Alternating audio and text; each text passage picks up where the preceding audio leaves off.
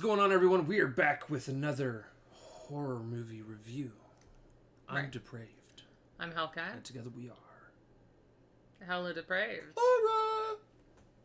This Don't is what mind my Ted. face looks like when it's behind a mask, by the way.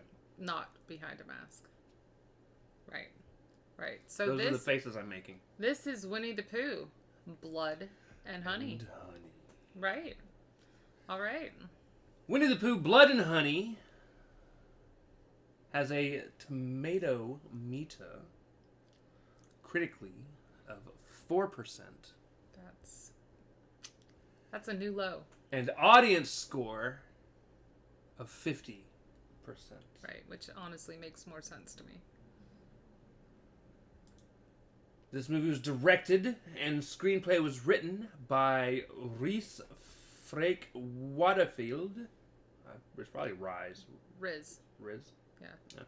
Based on Winnie the Pooh books by A.A. Mine and E.A. Milne. I completely missed the L there. Milne and E.H. Shepard. Produced by Scott Jeffrey and... I'd say loosely based. Rhys. On. Yeah. Narrated by Toby Wynn Davies. Cinematography was done by Vince Knight. Edited by Rhys. Riz. Music by Andrew Scott Bell. Production company was Jagged Edge Productions and ITN Studios. Distributed by Altitude. I about said Attitude. Altitude Film Distribution. Had a release date for for United Kingdom. It doesn't even have a Mexican one. Or it has a Mexican in UK. I don't know when it was released in America, but apparently probably March 23rd or March 10th, 2023. Right. Had a running time of 84 minutes. Had a budget of $100,000 and made back $4.6 million. Has already been greenlit for a sequel. Right. So we do know we're getting more, which I'm kind of excited about. Not gonna lie. And yeah, if you're coming looking for a dumpster fire of a review, you're not gonna get it. Not really. For this movie. Like, so again, you get good bad with horror, and this is a good bad. Yep. In our opinion. So with that, baby, hit him with the plot. So this does do sort of a prequel where Christopher Robin meets his friends, and it's Winnie, Piglet, Eeyore, Rabbit, and Owl, and it shows sort of him frolicking with them in the 100-Acre Wood and what they got up to in the Milne stories. And then it shows him as a college-age student telling the group that he has decided he's going to go off to college. And he goes off to college and doesn't return, and winter comes around, and the animals are starving because they grew up with Christopher and don't know how to fend for themselves, and so they decide they're going to sacrifice Eeyore, and they eat Eeyore. I guess that's okay. Right. Oh, bother. And it traumatizes them so much that they make a pact that they're going to give up the rest of their humanity that they had. They're going to revert to their animal-like feral ways, and most of all, in humanity, they hate Christopher Robin.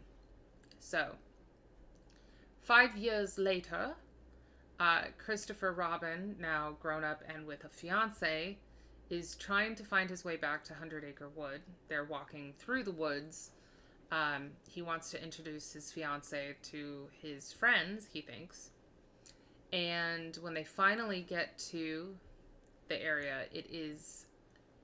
Honestly, it looks like a trailer park. It looks like a trailer park horror movie. Right. It's kind of abandoned, kind of Texas Chainsaw Massacre-y, but still being 100-Acre Woods foresty. Reminds me of a lot of the, like, backwoods home area of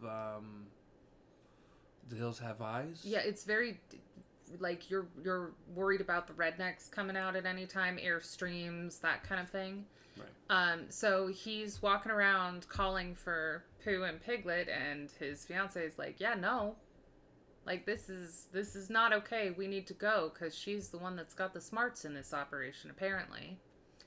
And, of course, Piglet and Pooh come out, and basically they kill his fiance in front of him.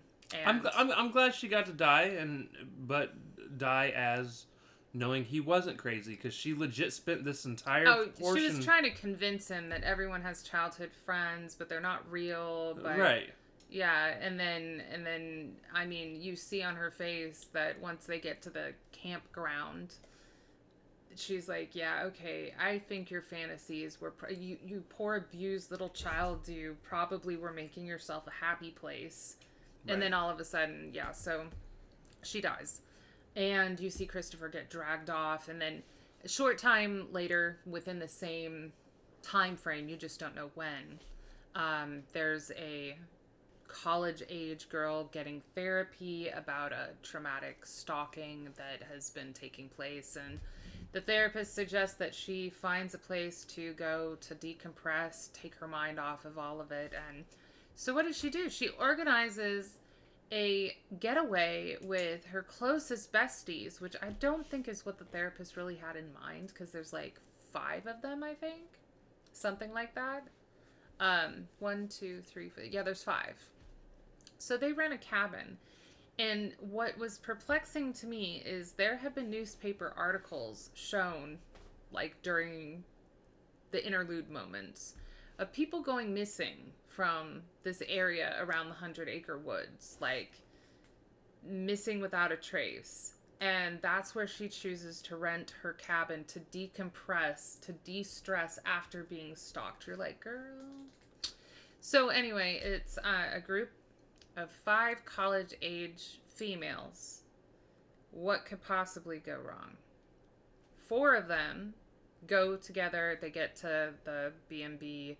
It's actually, it's an Airbnb, I should clarify. It's a very nice, not cottagey cottage. Like, it's nice with a jacuzzi, the whole 9 yards, that they're renting. And their one other friend was going to join up and meet them later. And she doesn't, because she gets lost, and Piglet abducts her and uses a wood chipper to chip her. Yes.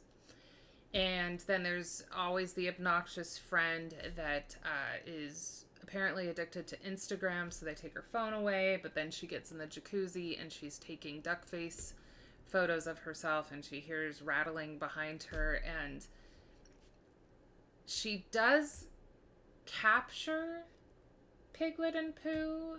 Like, I think it was just Pooh. Yeah, but it's like the flash. Yeah. But then she gets killed before she can go show the other girls, which honestly. Well, if you remember what she did too, was she goes out and starts being all like, "Are you some kind of creeper?" Well, fine then. And then she's like, "Yeah, stay away," or whatever it is that she says, and then she just goes back into the jacuzzi. Right. She doesn't bother to try to get away. I'm not gonna let you ruin my day. So anyway, he abducts her, pulls her out front, and somehow, in all of this, growing up with Christopher years apart, Pooh has learned how to drive. Yep. So Piglet holds Lara down on the ground, and Pooh slowly drives her vehicle over her head. I mean, honestly, that was the most fascinating part about that whole thing, is Pooh knowing how to drive. Right. It graphically was very nice too. So the girls hear some of the commotion, and like complete doombas, they split up. So it's a group of 2 and a group of 2, and they all sort of get picked off until it's the last girl who goes after Piglet and Pooh, because they've abducted her last friend that's alive, and she comes to this trailer trash clearing and finds actually a tied up but live Christopher. She finds her friend tied up and tortured, and finds another female who has already had her partner killed off, has been tortured, disfigured, so on and so forth, who immediately upon release goes after Piglet, because she sees herself in a mirror and realizes she's so disfigured that she doesn't really... It's kind of like the chick in the first Hostel, who realizes when she sees her face after getting her eye taken out and saved, and she walks in front of a train. It's kind of the same concept. She goes after Piglet, tries to kill him, out of vengeance, and Pooh kills her. Because she forgets there's two of them. It's weird. And then Piglet is eliminated by one of the girls. And then she is summarily eliminated by Pooh. And then the last girl, the one that had therapy at the very beginning, and you're like, girl, you're going to need a lot more, is about to get killed by Pooh, and Christopher Robin comes driving some other vehicle and crashes into Pooh, and you're like, you didn't double tap him in the head. You know that's not going to work. But he tries to take off with Maria and say that, you know, or is it Jessica? I forget. I don't remember. But yeah, tries to take off, and of course, Pooh's not dead, so Pooh grabs who you think is the final girl and kills her.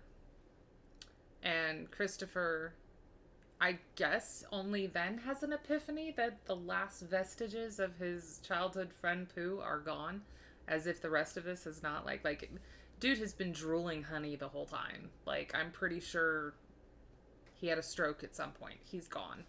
And he runs off. So that's where we could potentially get a number 2, is Christopher Robin is our final girl.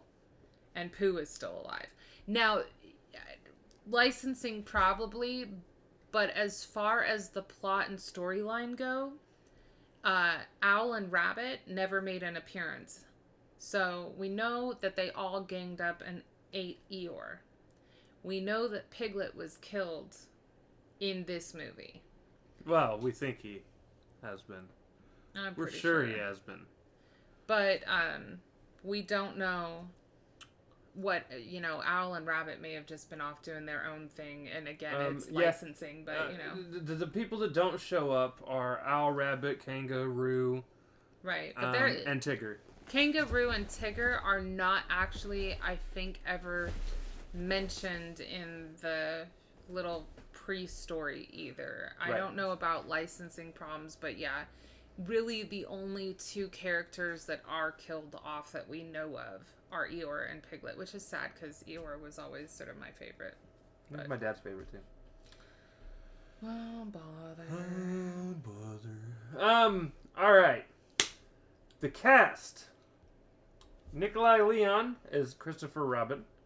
Maria Taylor plays Maria. Natasha Rose Mills plays Jessica. Amber Doig Thorne, that's a name, plays Alice. Danielle Ronald plays Zoe. Natasha Tossini plays Lara. Paul Coyce plays Mary. May Kelly plays Tina. Danielle Scott plays Charlene. Craig David Dossett is Winnie the Pooh. Chris Cordell is Piglet. Marcus Macy is Colt. I don't know who any of these other guys are. Those are the townies. Those are the townies. I am going to tell you right now, this is not a movie you're going into looking for pristine acting. The acting most of the time is pretty bad. It teeters on that so bad it's entertaining, though.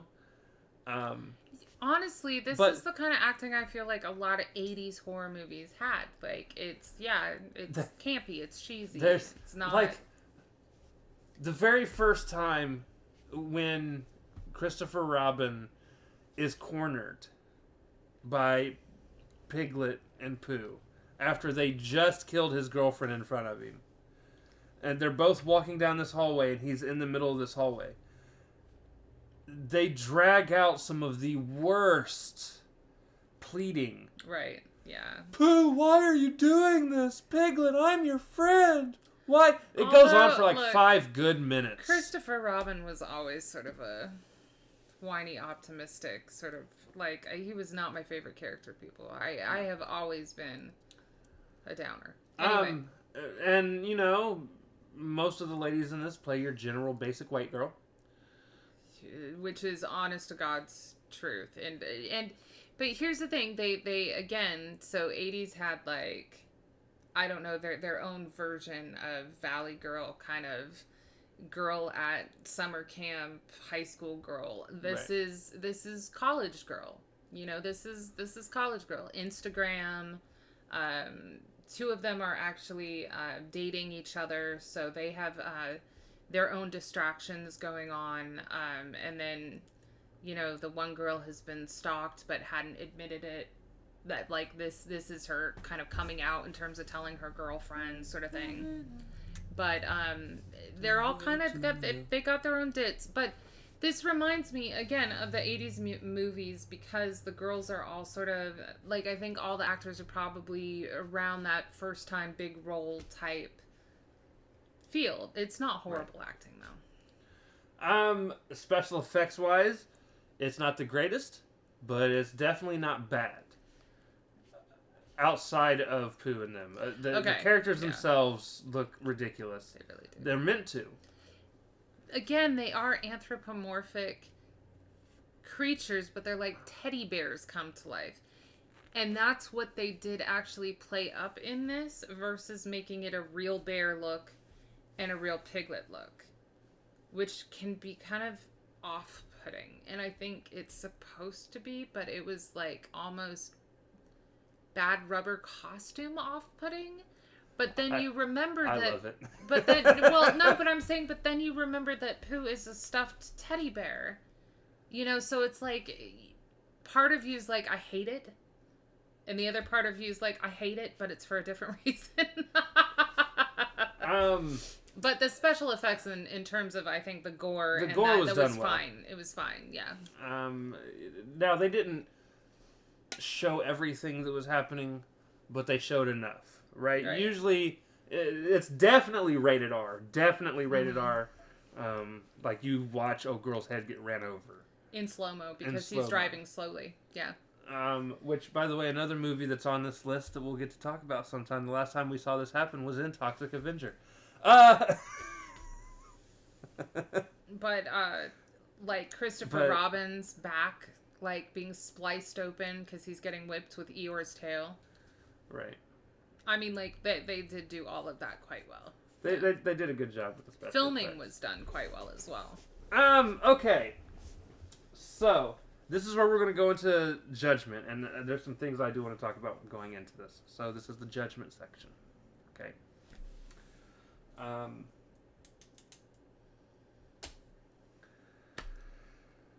I went into this movie with the lowest of low expectations. Yeah.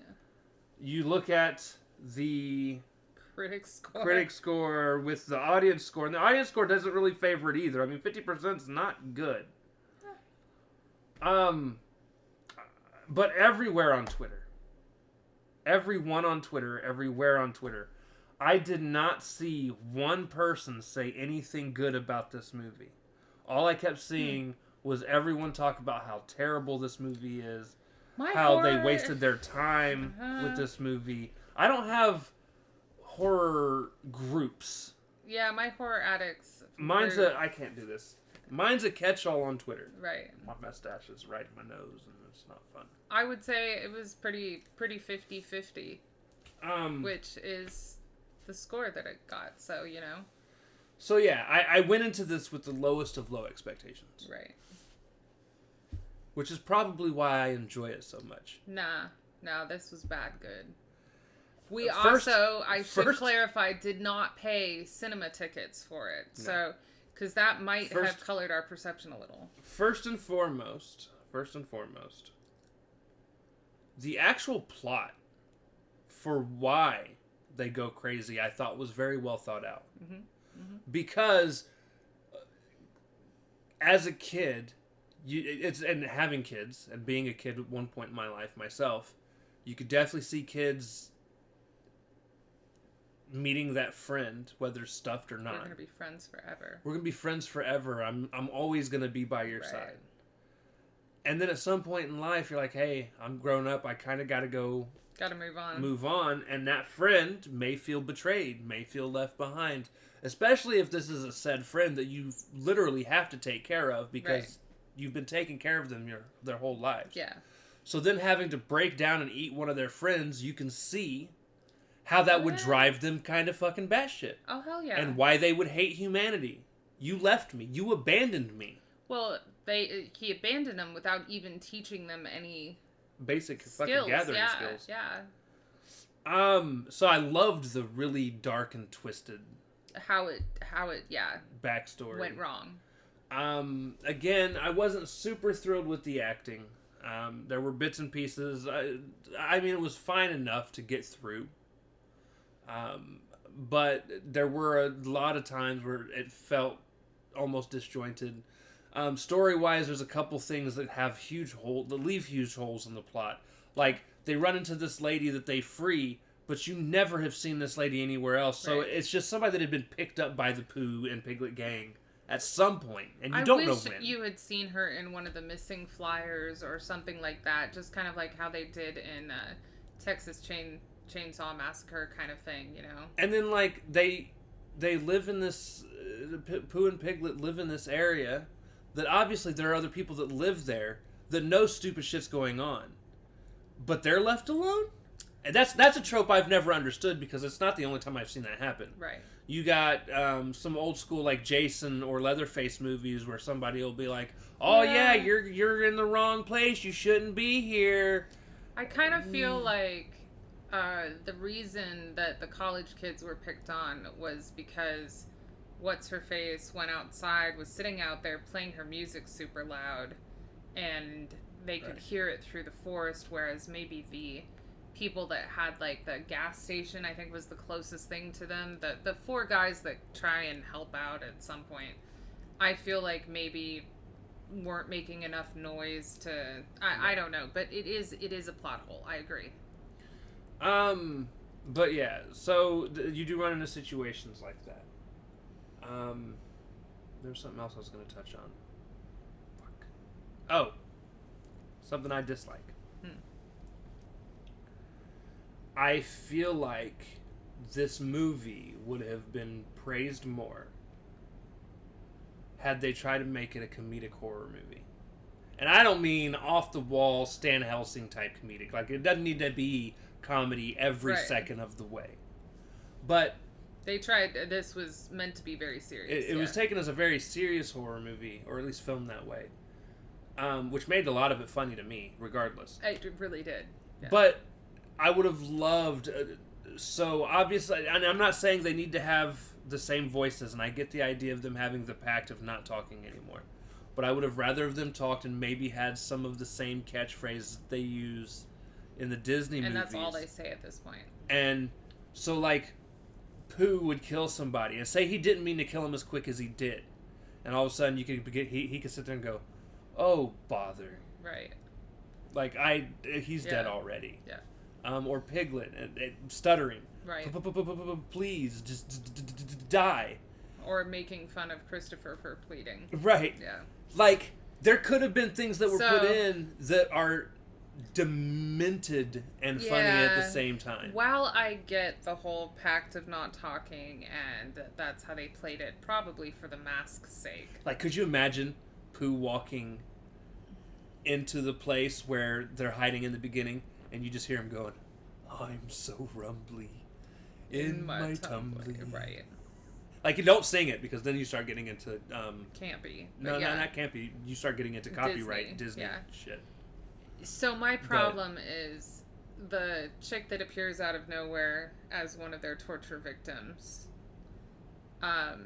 does mention to the two girls that are still alive at that point, and Christopher might be in the group. They've already rescued him, but might be in the group.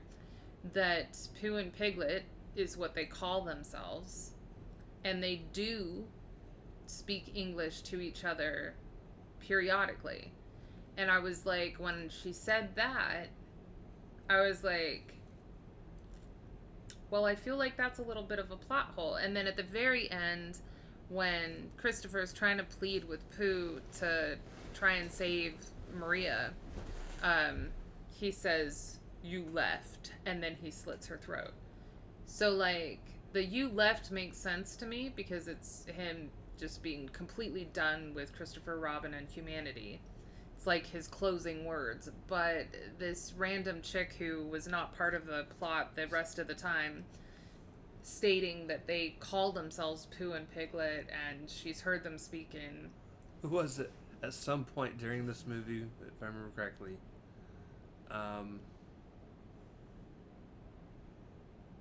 didn't he like rip off someone's head? Yeah, isn't it one of the... And then hold it up slowly for the person to see. Yeah, it was... I believe it up. was one of the townies that was trying to help her, and then they were just like, yeah, no, bye. I'm out. I'm done. So, I mean, again, I thought this was pretty well done in terms of what it is. I thought it was pretty well done for what it is. I hope the sequel ends up being more. I would at least like to see... Like, I felt bad, so I went into this with a little more knowledge than I think she did. Because there were a lot of times she would say something like, oh, Al's going to be here somewhere. And then Al never shows up. Yeah, I had no clue. I knew Al wouldn't. I knew the only two characters were Piglet and Pooh. I had no clue. So I'm hoping that at some point they do include at least one or two of the others. Right.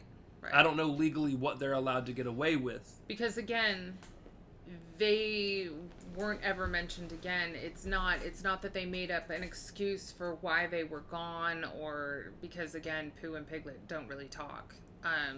But there was no... They just are there eating Eeyore, and then they're not. So, all right, baby. What's your... This is getting a 3 Eeyore tales from me. I thought that this was actually a good time, people. This is for me, this is a bad good, and I would watch it again. Yeah, I thoroughly enjoyed it. This does teeter on that it's so bad it's good. Right. For me.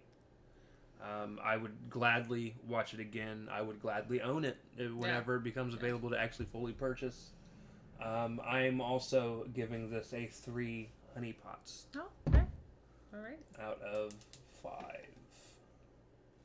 Yeah, I enjoyed it. Again, Dr. A has expected and was excited for us to shit on it, but I can't. I can't. Yeah. It's fun.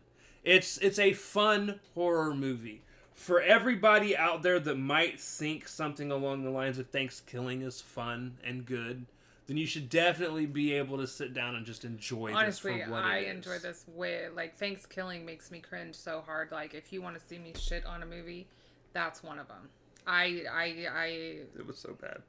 That was yeah. It's a damn shame we weren't doing this when we watched it. Oh, that was so bad. Anyway, no. You should give this a try. Don't go into this thinking that it's going to be a masterpiece. It's not it's not going to win any award. It might win a Razzie, admittedly. But honestly, don't expect, like, I mean, if you've seen the previews, you've seen the previews in terms of what they look like.